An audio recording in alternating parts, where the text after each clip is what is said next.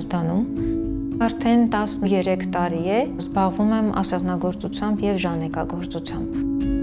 Ասեղնագործություն ու ժանեկագործություն սովորել միայն չի նշանակում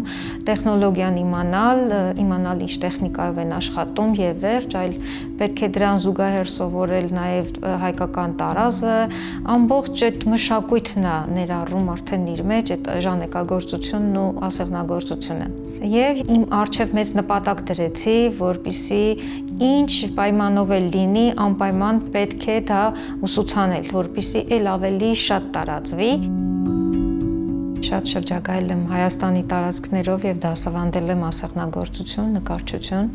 ժանեկագործություն։ Հիմա աշխատում եմ Հրազդանի մանկապատանեկան ստեղծագործական կենտրոնում, դասավանդում եմ առանց տարիքային սահմանափակման։ Ինձ համար ասեղնագործության եւ ժանեկագործության ոլորտը բաժանվում է 3 մասի։ Առաջնային տեղ զբաղեցնում է նախ ուսուցումը, որ դա պարտադիր պետք է սովորեն եւ պիտի հենց այդ տարբերակով տարածվի։ Երկրորդը, երբ որ ես որոշեցի, որ այդ հնագույն տեխնիկաները բերեմ ավելի ժամանակակից արվեստի համատեքստի մեջ մտցնեմ,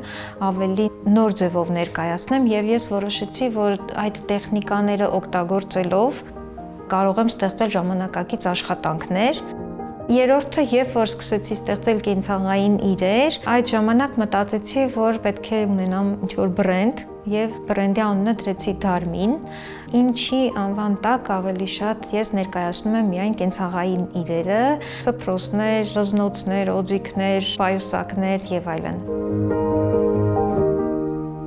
Իմ ստեղծագործական աշխատանքների կենտրոնում մարդն է,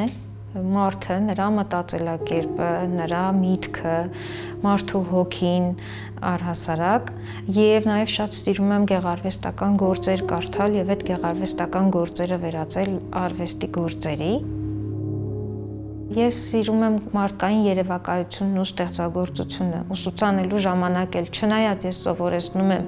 թե ինչպես են գործել 100 տարի առաջ եւ ինչ են գործել, բայց եթե ուսանողը կամ երեխան ցանկանում է ինչ-որ բան ստեղծագործել, ես միայն ուրախանում եմ տվյալ կարատեսակով կամ հանգույցով ժանյակի։